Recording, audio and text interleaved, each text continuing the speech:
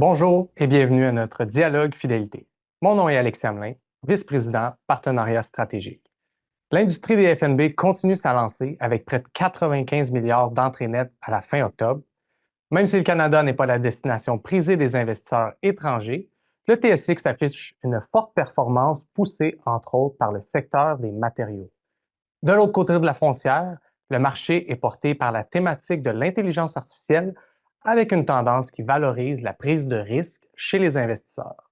Aujourd'hui, pour en discuter davantage, je suis accompagné d'Étienne Bouchard, directeur des FNB et produits alternatifs chez Fidélité. Salut Étienne, puis merci d'être avec nous ce matin. Salut Alexis, plaisir comme toujours. D'habitude, on est un à côté de l'autre à Montréal, mais là, on va faire ça un petit peu différent. Donc, bien content d'être ici. T'es pas avec moi pour la première diffusion dans notre studio à Montréal, mais c'est pas grave, je te pardonne. Prochaine fois. Pour la première question, je l'ai mentionné au début, on a presque 100 milliards d'entrées nettes dans l'industrie des FNB. Fidélité connaît encore une fois une année record. Peux-tu nous donner un petit peu ta vision d'ensemble de ce qui se passe dans l'industrie et de ce qui se passe chez nous? Oui, absolument. If we could pull up slide one pour aider à regarder un peu où est-ce que l'argent se distribue cette année. Je pense que tu l'as bien mentionné, évidemment, c'est une année record. À la date de la fin du mois d'octobre, on parlait de 95 milliards d'entrées nettes. Avec les quelques premières semaines ou semaines et demie, si on veut, dans le mois de novembre, on a déjà dépassé le 100 milliards. Donc, de loin, une année record pour l'industrie canadienne de fonds négociés en bourse. Puis, évidemment, Fidélité en bénéficie, en participe. On représente environ 10 des entrées nettes de l'industrie, qui est un sommet en termes de capture, en termes de pourcentage que nous, on a capturé. Bien évidemment, ça a été mené par la catégorie multi-actifs, où est-ce que nous, on a vraiment, si on veut, on s'est vraiment trouvé une niche, si on veut. Là. On représente environ 50 des entrées nettes dans la catégorie multi-actifs cette année, qui représente environ 10 milliards.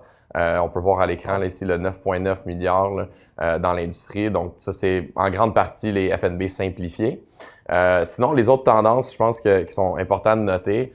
Évidemment, des continuités qu'on avait déjà peut-être discuté dans d'autres mois auparavant. La demande pour les actions internationales cette année, c'est un peu le thème, mais on a vu ça ralentir au mois d'octobre. Donc, on voit vraiment comme une répartition quasiment égale entre des mandats d'actions canadiennes, américaines et internationales. Je pense que d'un côté canadien, ça avait vraiment été plus difficile cette année. C'est quand même 6,8 milliards d'entrées, mais on est très loin, si on veut, de la moyenne historique qui était environ 20 des entrées. Cette année, on parle 6 sur, disons, 100, là, 6 des entrées d'actifs. Donc, on est vraiment en dessous de la moyenne historique. Ceci dit, on a commencé à avoir un réengouement, si on veut, pour les actions canadiennes, particulièrement dû à la performance que tu as mentionné également dans ton intro.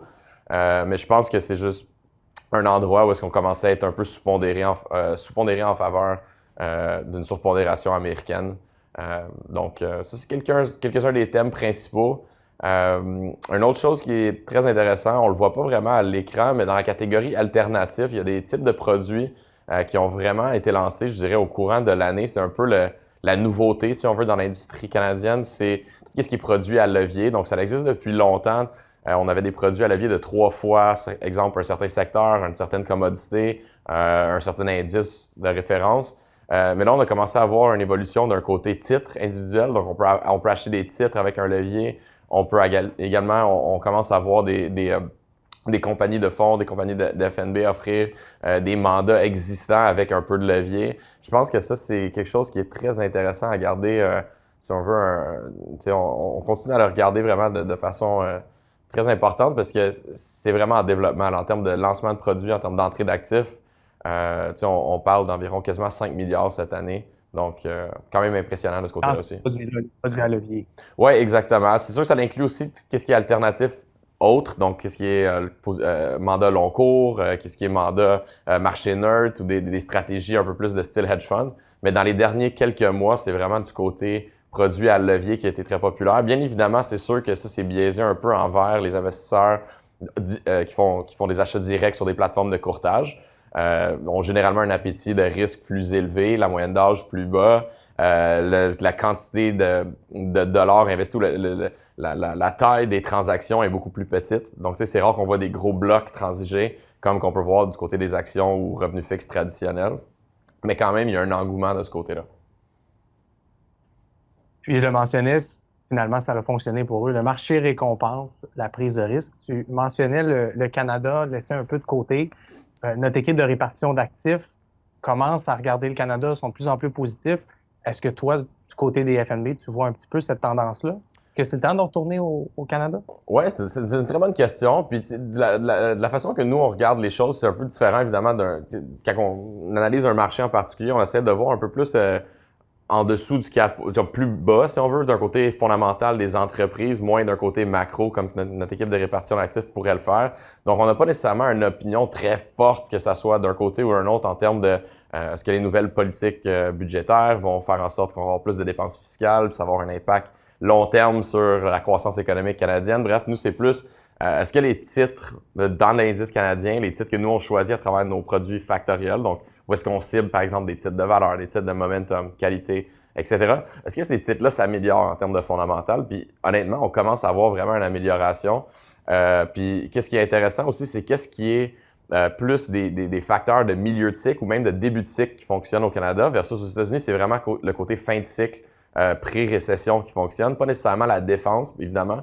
C'est pas du tout la défense qui fonctionne, mais c'est vraiment on paye une prime très, très importante pour des titres qui ont un niveau de croissance plus élevé que la moyenne. C'est pas du tout la même chose qu'on voit au Canada. Donc, d'ailleurs, if we could put up slide 2, on peut voir un peu la façon qu'on le regarde à travers le cycle. C'est certains facteurs vont bien faire, certains vont moins bien faire. Puis, en ce moment, au Canada, c'est vraiment le côté valeur et le côté momentum qui fonctionnent. C'est deux stratégies qui sont surpondérées le secteur des matériaux, qui, comme tu as mentionné, a été un des plus gros drivers de performance cette année. Ça représente, si on regarde juste le secteur des matériaux, qui représente environ, au courant de l'année, ça a bougé quand même, mais entre 12 et 15 de l'indice canadien d'actions de grande cap, ça représente environ 30 des rendements totaux. Donc, sur l'exemple 25 qu'on a généré cette année, il y a environ 8,5 qui est dû simplement à ce secteur-là. Il y a un autre tiers qui est dans le secteur financier et après ça, un autre 10-15 qui est dans le secteur de techno. Fait que 3 secteurs représentent 70 à 75 des rendements du marché canadien. Ça fait en sorte que c'est un environnement qui est un peu difficile, si on veut, en termes de sélection de titres, parce que si on était dans la consommation discrétionnaire, c'est plus difficile. On était dans la défense, vraiment grosse défense, si on veut, comme service public, c'est pas si mal. Immobilier, ça n'a pas été super facile. Mais des produits qui ont été surpondérés, ces 3 secteurs-là ont été vraiment récompensés cette année. Et c'est ce qu'on a vu dans nos produits de momentum et valeur. Les deux étaient dans ces secteurs-là. Évidemment, valeur moins du côté techno, mais ça a été, si on veut, offseté, désolé de mon anglicisme, par leur surpondération dans les autres secteurs que j'ai mentionnés. Puis, je pense qu'on est encore à la diapositive 2, là, où on voit le cycle économique, les différents facteurs en faveur, mais si tu pouvais décortiquer, parce que je pense qu'on a un cycle économique un peu désynchronisé où certaines régions sont ailleurs dans leur cycle et donc ont un facteur qui est plus en faveur que d'autres. Pourrais-tu vraiment y aller Canada, international, puis US? Oui, bien, comme je pense Canada puis international, surprenamment, on dirait qu'il y a beaucoup de similitudes. Les choses qui fonctionnent, c'est pas nécessairement les secteurs, les facteurs qui fonctionnent en fin de cycle, c'est généralement des secteurs un peu plus de qualité, des plus hautes marges de profit, un peu plus de certitude, un peu plus de... c'est moins sensible à des développements économiques, donc qu'on soit en période de récession ou en réaccélération. Je pense que ce qui est intéressant, c'est qu'on ne voit pas nécessairement la réaccélération économique actuellement, autant au Canada que si on regarde l'Europe, par exemple, qui est la grande partie du marché international développé. Mais il y a une anticipation qu'il va en avoir bientôt. Et ça fait en sorte que le marché est tout le temps un mécanisme de... on regarde en avant, on essaie de prédire un peu qu'est-ce qui s'en vient, puis les évaluations actuelles vont refléter ça. Et si on regarde l'international, les financières sont de loin le secteur qui a le mieux performé cette année. Avec l'industriel, évidemment, le côté techno fonctionne aussi parce que tu as tout le temps aussi le côté, que ce soit le thème de l'intelligence artificielle, le thème de crypto, le thème de quantum computing. C'est des choses qui ont des effets qui vont impacter certains titres, que ce soit au Canada ou à l'international. Mais c'est tellement des plus petites parties de l'indice qu'il faut qu'il y ait d'autres choses qui fonctionnent pour que ça performe vraiment bien, comme on a vu cette année. Je veux dire, l'indice MSCI EAEO, qui est l'international développé, environ 600 quelques titres. Cette année, c'est la meilleure année depuis 2013 pour cet indice de référence-là. Et c'est pas parce qu'on a vu une réaccélération économique, c'est plus une anticipation de. Ceci dit, comme je dis, si on regarde un peu plus côté fondamental, les profits sont en hausse. Et on voit les entreprises commencer à avoir ou donner des indices aux analystes qui les couvrent que les choses continuent de s'améliorer. Tandis qu'aux États-Unis, on a vraiment comme je disais, si je mettais Canada et international ensemble, on dirait qu'il y a comme on repart de l'autre côté. Là. On a comme passé à travers une période récessionnaire, puis on semble s'en sortir un petit peu. Du côté des États-Unis, c'est une économie qui ressemble à un cas. Donc, on a vraiment une divergence importante entre qu'est-ce qui va très bien et qu'est-ce qui va mal. Si on regarde juste l'indice manufacturier, donc le ISM Manufacturing PMI, qui est un indice que si, dans le fond, on a un reading en haut de 50, on est en expansion, en bas de 50, en contraction, c'est la plus longue récession manufacturière de l'histoire aux États-Unis qu'on est en train de vivre depuis 3 ans maintenant. C'est pas le plus profond, donc le choc le plus important, mais c'est le plus long.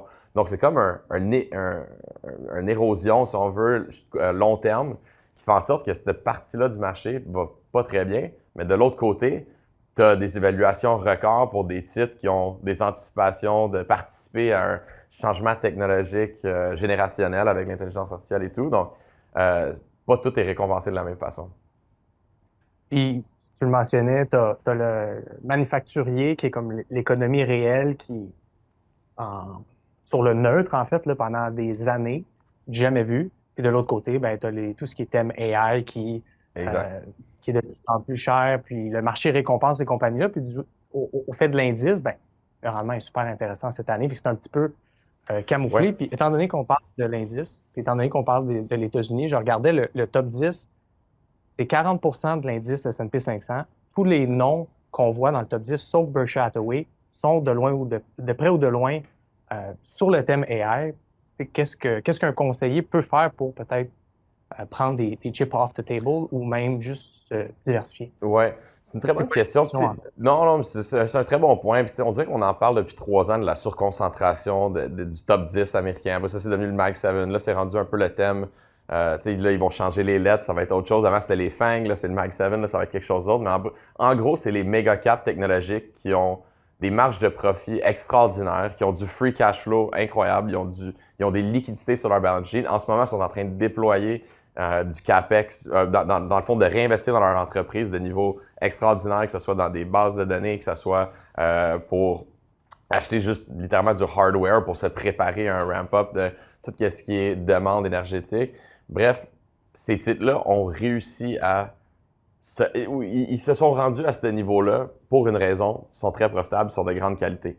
Ceci dit, à un certain point, si on regarde la contribution de ces titres-là à la croissance des bénéfices aux États-Unis, il y a une érosion qu'on commence à voir. Donc, si on regarde il y a 3 ans, ça représentait environ 76 de la croissance des bénéfices de l'indice était due à ces titres-là, les 7 magnifiques. Cette année, on parle d'environ 56-55 %, mais si on regarde avec les attentes de croissance de l'année prochaine, mais on paye quand même une très, très grande prime pour la qualité de ces titres-là. Ce qui fait en sorte que c'est pas pour dire que ces titres-là vont plus être bons, c'est juste peut-être qu'il y a une surenchère qui se fait actuellement. Puis il y a aussi un effet de crowding et de momentum. Donc, tandis que c'est les plus gros titres dans l'indice, chaque jour que quelqu'un achète un dollar dans un ETF ou dans un fonds qui track un S&P 500, on les récompense de plus en plus. C'est comme un effet de boule de neige parce qu'ils continuent à grossir, à grossir, à grossir. Et généralement, à un certain point, on a des corrections de valorisation qui se font. 2022, évidemment, c'était complètement différent. C'était causé par une période de très forte inflation et une politique monétaire qui était beaucoup plus restrictive. On est un peu de l'autre côté avec la politique monétaire. Ça va vraiment... Je pense que où est-ce qu'on veut potentiellement voir le risque, c'est si on a des compagnies qui ont des attentes trop élevées et on manque un peu ces attentes, ou on fall short un peu de ces attentes-là. On l'a vu avec Meta il n'y a pas longtemps lorsqu'ils ont rapporté leur dernier trimestre. Les compagnies qui surperforment leurs attentes sont récompensées, mais sont punies beaucoup plus s'ils ratent. Et ça, c'est très, très typique d'environnement un peu sensible, de fin de cycle, où est-ce que tout le monde le sait qu'ils payent un peu trop cher, mais c'est quoi, ça fonctionne, on reste dedans. Mais si ça débarque, ça peut aller très vite en termes de correction. Je pense que le titre de Meta avait baissé de 14 % overnight lorsqu'il avait manqué un peu leurs attentes. Puis les résultats étaient bons, juste pas aussi bons que les gens attendaient. Fait que, la façon que nous, on peut se protéger d'un côté gestion de portefeuille, c'est de regarder à des choses qui sont complémentaires à ces titres-là, que ce soit avec comme notre FNB, par exemple, Valeur Amérique, qui est disponible en fonds et en fonds négociés en bourse. Si on parle d'un produit à 35 points de base, où est-ce qu'on cible particulièrement des titres qui se transigent à rabais par rapport à l'indice. On va quand même détenir un peu de ces titres-là, parce qu'on veut pas être complètement sorti non plus, mais on va être sous-pondéré de façon importante, mais on va être surpondéré dans d'autres secteurs comme l'énergie, les financières et autres, qui ont peut-être un peu, qui ont été laissés de côté là, dans ce dernier trade là, de momentum et de beta. Puis tu m'ouvres la porte à parler de justement le FCUV, qui est notre équivalent, qui se bat contre le S&P 500, mais notre facteur valeur. Ça ressemble à quoi notre exposition dans les 7 magnifiques à travers notre line-up, ou même dans le combiné? On a le combiné des 4 aussi. Quand on dit qu'on est sous-pondéré, ça veut dire quoi? Oui, non, mais c'est ça. Chaque produit qu'on a, évidemment, va avoir une allocation différente, mais je pense que le mandat auquel tu fais référence, Alexis, c'est notre toute action américaine. C'est disponible en fonds et en fonds négociés en bourse également. Le ticker, c'est FCAM. Et puis, ce qu'on essaye de faire là, c'est vraiment de combiner 4 facteurs complémentaires pour avoir un type d'indice. Je ne veux pas dire indice, évidemment, parce qu'on ne sélectionne pas des titres basés sur la capitalisation boursière, mais on sélectionne des titres basés sur plusieurs différents critères fondamentaux. Donc, que ce soit valeur, c'est vraiment des métriques de valorisation, qualité, des métriques de profitabilité, momentum, c'est simplement le momentum de titres et de bénéfices, etc. Et quand on le package ensemble, on regarde la totalité, puis on a environ une allocation de 18-20 % dans les 7 magnifiques versus 35, 36, 37, même quasiment 40 % dans les 7 magnifiques. Et c'est pas pour dire qu'on n'aime pas ces titres-là, c'est juste, on veut, selon nos critères, ils scorent bien dans le côté momentum, ils scorent relativement bien dans le côté qualité, mais définitivement pas du côté valeur et du côté faible vol. Ce qui fait en sorte qu'on a un peu plus un effet de diversification. Un contrôle selon nos métriques. On veut l'exposition, mais on la contrôle dépendamment du facteur. Oui, et c'est drôle, j'ai fait l'exercice il n'y a pas longtemps parce qu'on reçoit beaucoup de questions de la part de conseillers qui nous demandent ouais, mais vous êtes sous-pondéré, allez-vous toujours être sous-pondéré? Pas nécessairement, c'est ça qui peut être super intéressant. En 2022, par exemple, on était surpondéré, ces titres-là. On n'avait pas les produits, on ne les avait pas lancés encore. Mais si je regarde les 4 produits sous-jacents qu'on avait, on avait une surpondération parce qu'il y a plusieurs de ces titres-là qui sont retrouvés à des valorisations historiquement intéressantes. Ils ont également, en 2020, ils ont démontré une des qualités de faible vol également. Parce que lorsqu'on a eu de la volatilité dans la période de COVID-19, beaucoup des titres de technologie avaient beaucoup moins baissé et même que leurs bénéfices avaient resté relativement stables. Tu sais, Microsoft est un super bon exemple, un titre qui était devenu relativement faible vol par le simple fait que même quand on a eu une pandémie mondiale, les gens ne coupaient pas leur licence d'Office 365. Bien, au contraire, ils ont augmenté leur productivité par le fait que tout le monde en avait besoin à la maison aussi. Fait que, tu sais, ces facteurs-là vont s'adapter aux dynamiques actuelles du marché. Ça ne veut pas dire qu'on va toujours être sous-pondéré, mais en ce moment, puis c'est un peu le même. Je veux dire, si on est sous-pondéré dans notre produit toute action américaine, ça veut dire qu'on est sous-pondéré dans nos FNB simplifiés également. Et malheureusement, c'est le détracteur principal dans nos portefeuilles et dans nos choses, c'est qu'on n'a pas une prise de risque aussi importante. Ceci dit, on avait mieux protégé en mars, mais ça fait en sorte que depuis avril, où est-ce que tu as vraiment eu ce qu'on appelle une période anti-facteur, je sais pas vraiment, c'est pas un. Ça sonne pas comme un super bon mot quand tu dis que nous, c'est ça qu'on fait, la gestion factorielle, mais c'est quelque chose de très, très typique en période euphorique dans les marchés, où est-ce qu'on a une combinaison de. Là, ici, on a eu un relief de tarifs pendant 90 jours en avril, et depuis, on dirait que le marché n'a jamais regardé par en arrière. Parti à la hausse, les bénéfices ont continué de rentrer de façon relativement forte. Et en plus, on a une réserve fédérale qui est accommodante maintenant, donc qui comme aide à stimuler ça. Ça fait en sorte qu'il y a beaucoup de titres qui sont volatiles, chers, qui n'avaient pas de momentum jusqu'à avril et qui sont relativement de faible profitabilité, font très bien. Et les 7 magnifiques qu'on mentionnait tantôt, comme j'ai dit, ils ont des caractères forts.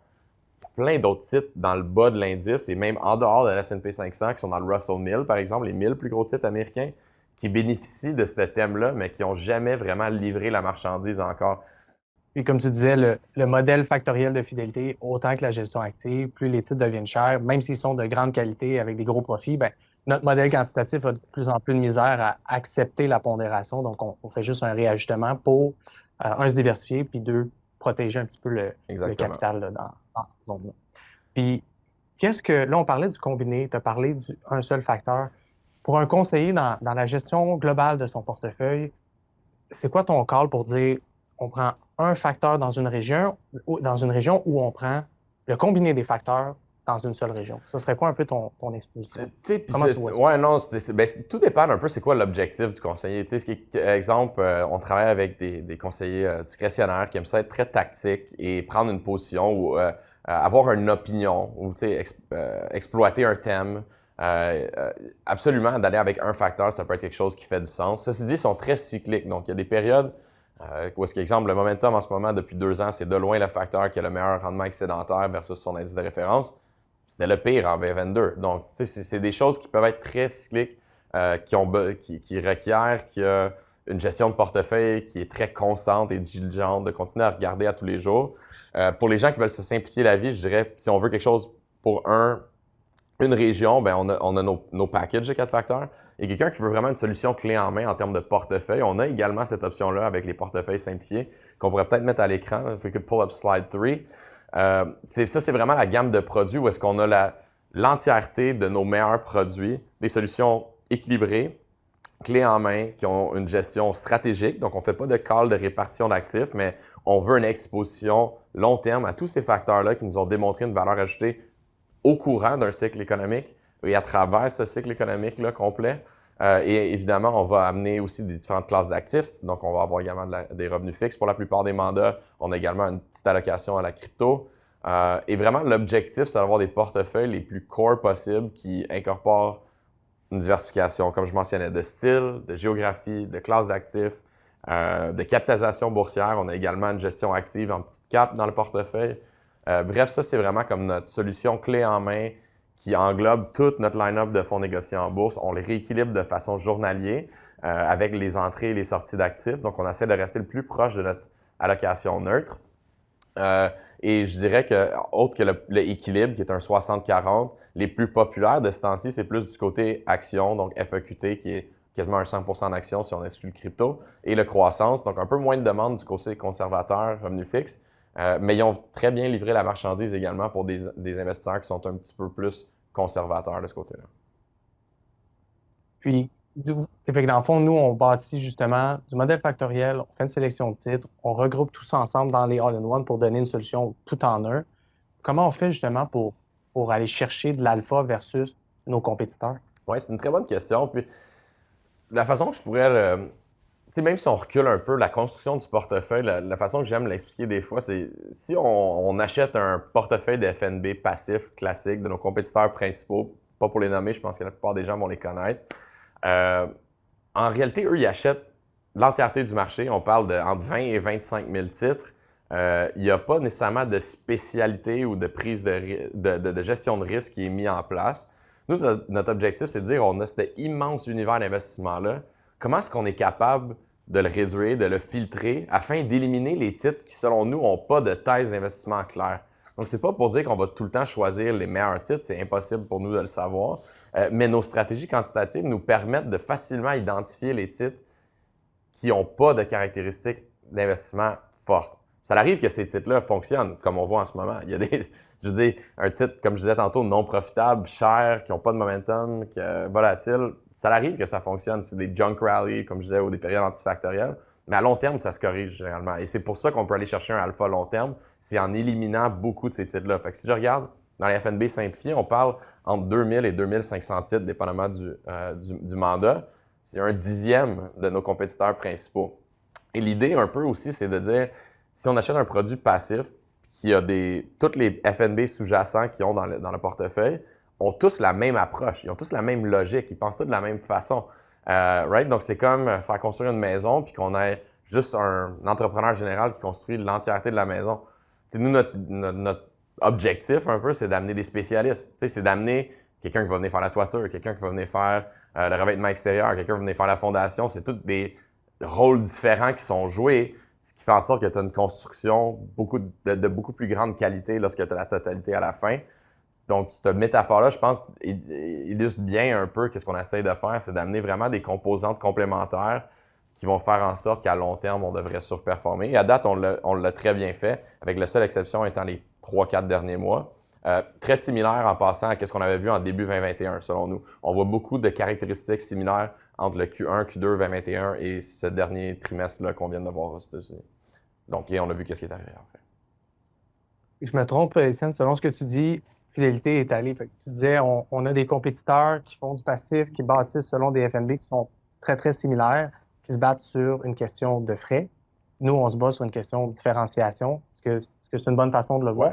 Ouais, puis je veux dire, on a lancé en 2021, donc on était tard d'essayer de rentrer et de compétitionner sur 3 points de base et en plus d'aller un peu contre nos valeurs en tant que gestionnaire de portefeuille. Je veux dire, Fidélité fait de la gestion active depuis 70, 80 ans.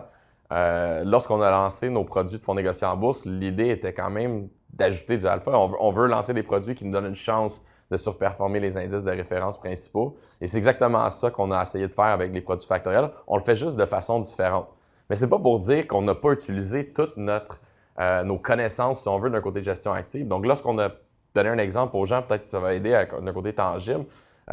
Bobby Barnes, qui est notre chef de côté indiciel quantitatif, donc avec qui on travaille à Boston, qui construit beaucoup de ces portefeuilles-là, c'était l'analyste quantitatif de Will Danoff, un de nos gestionnaire de portefeuille les plus légendaires, si on veut, chez Fidélité, qui est aussi également le plus gros gestionnaire de portefeuille au monde. C'était lui son partenaire d'un côté quantitatif, donc il a appris qu'est-ce que Will regardait pour identifier c'est quoi un titre de qualité, quelle métrique était importante lorsqu'on regarde des titres de valeur pour éviter des value traps, comme on appelle. Donc, on utilise un free cash flow yield, par exemple, au lieu d'un dividend yield. Ou on utilise, du côté qualité, on regarde le retour d'investissement de capital au lieu de retour sur équité. Parce que ça prend en considération la structure capitale d'un titre. C'est tous des détails qui font en sorte qu'à long terme, on croit vraiment qu'on a développé des produits de haute qualité, différents et qui nous permettent de surperformer à long terme. On est arrivé avec un prix qui est moitié entre le passif, moitié entre l'actif, mais on a quand même pris le meilleur des deux mondes on veut des critères fondamentaux comme Will Danoff le ferait dans sa gestion active, mais on le met dans un package qui est justement moins, on ne trade pas tous les jours, puis il est moins cher là-dessus. Il nous reste en fait, il reste 2 minutes, Étienne. As-tu un mot de la fin pour les conseillers sur la ligne aujourd'hui? Yeah, if we can put up slide 4. Je pense qu'on peut clore sur quelque chose de très positif. Je pense les portefeuilles, je veux remercier premièrement tout le monde qui nous ont aidés, qui nous ont supportés dans la croissance de ces produits-là. Sont devenus, je viens de me faire dire que finalement, on n'a pas de slide 4, donc désolé tout le monde. On est extrêmement fiers de ce travail-là. On travaille extrêmement fort à tous les jours pour s'assurer qu'on a toujours les bonnes composantes dedans. Donc, on fait des revues de ces portefeuilles-là de façon trimestrielle afin de s'assurer. Il y a peut-être des nouvelles solutions qu'on pourrait incorporer pour augmenter la diversification. Il y a peut-être des choses qu'on pourrait tweaker en termes de pondération. Merci, Étienne, pour ton temps super apprécié. Pour les conseillers sur la ligne, vous avez l'option pour les conseillers sur la ligne, vous avez l'option en fonds, vous avez l'option en FNB. Merci encore pour votre temps aujourd'hui. Merci d'avoir écouté cette balado-diffusion Dialogue Fidélité. Si ce n'est pas déjà fait, abonnez-vous à Dialogue Fidélité sur la plateforme de balado-diffusion de votre choix. Et si vous aimez ce que vous entendez, laissez un commentaire ou une note de 5 étoiles. Pour plus de renseignements sur les webmissions en direct à venir, veuillez consulter fidélité.ca. N'oubliez pas de suivre Fidélité Canada sur LinkedIn, YouTube et Instagram et de vous abonner au Dialogue Fidélité sur votre plateforme de balado-diffusion préférée. Nous conclurons la balado-diffusion d'aujourd'hui par une note légale. Les opinions exprimées dans cette balado-diffusion sont celles des participants. Elles ne reflètent pas nécessairement le point de vue de Fidélité Investissement Canada, SRI, ou de ses sociétés affiliées. Cette balado-diffusion est fournie à titre d'information seulement et ne doit pas être interprétée comme des conseils en placement ou des conseils d'ordre juridique ou fiscal. Elle ne constitue pas une offre d'achat ou de vente et Fidélité n'appuie, ne recommande ou ne parraine aucun des titres ou des entités mentionnées. Veuillez lire le prospectus d'un fonds avant d'investir. Les fonds ne sont pas garantis. Leur valeur est appelée à fluctuer fréquemment et le rendement passé pourrait ou non être reproduit. Les placements dans les fonds sont assortis de frais, de dépenses et de commissions. Merci d'avoir regardé et à la prochaine!